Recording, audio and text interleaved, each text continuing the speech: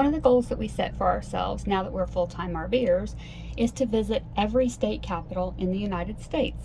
The first one we're showing you is the Kansas State Capitol in Topeka. You see the picture of the inner part of the dome. It's made of 256 glass panels. And just remember this, because later in the video we're going to show you something even more interesting about the dome.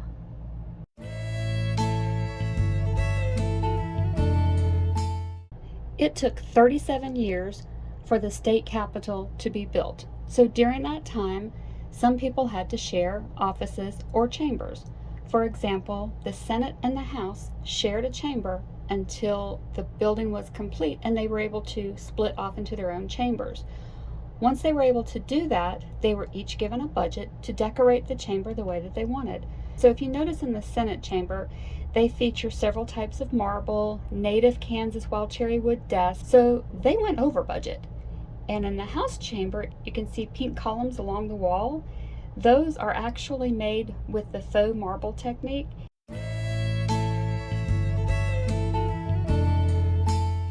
This is the governor's ceremonial office. So the governor actually works in a completely different building. The walnut desk that you see was actually made by students at the School of the Deaf in the 1930s.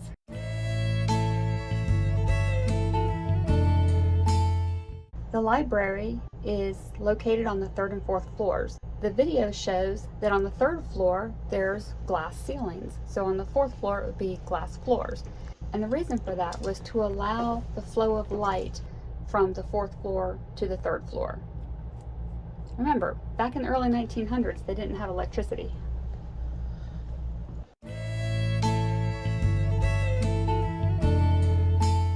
We had about an hour to wait between the two tours that we were taking, so we decided to grab lunch at their Let Us Feed You cafe. That's really cute.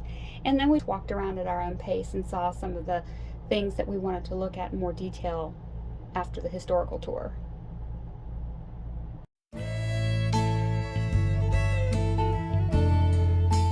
This is how it starts off. It tricks you into thinking how easy and simple it's going to be. Don't let it fool you. The refinished inside. And here's what it used to look like before they refinished it.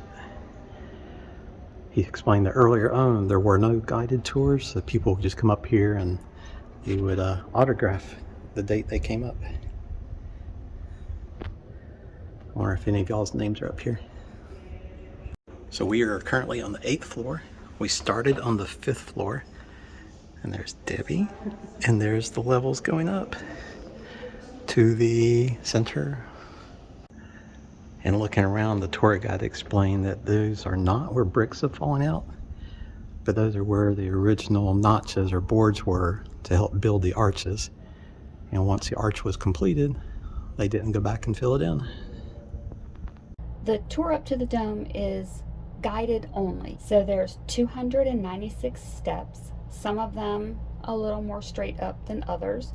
Yes, it was very high. I was a little bit nervous, so to help me cope with it, I just focused on the one step in front of me. I didn't look around, I didn't look up. Oh goodness, I did not look up.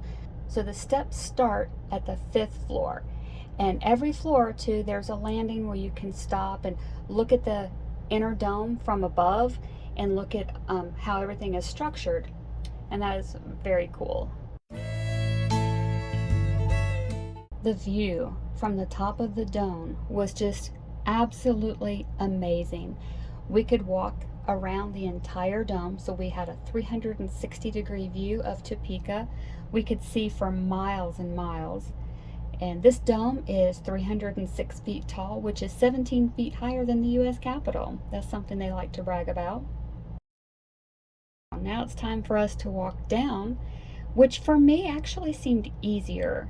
I could walk down and still look around and see the sights that I really couldn't see on my way up. So the walk down was a lot easier for sure. While on the historical tour, the tour guide let us ride the cage elevator up to the 3rd floor where we were going to see the library. When we finished coming down from the dome tour and landed on the 5th floor, we happened to see the cage elevator operator. She was on her way out. It was the end of her shift. We asked her for a ride down to the 1st floor. There you go, guys. Thank you so much. We're on the first floor. So above us is the dome, and if you can look up, you can see a set of stairs. That's where we were just a few minutes ago when we walked to the top of the dome. And we cheated and we took the elevator down. The Kansas State Capitol is the second tallest dome in the United States. He did say it was taller than the Capitol building in Washington.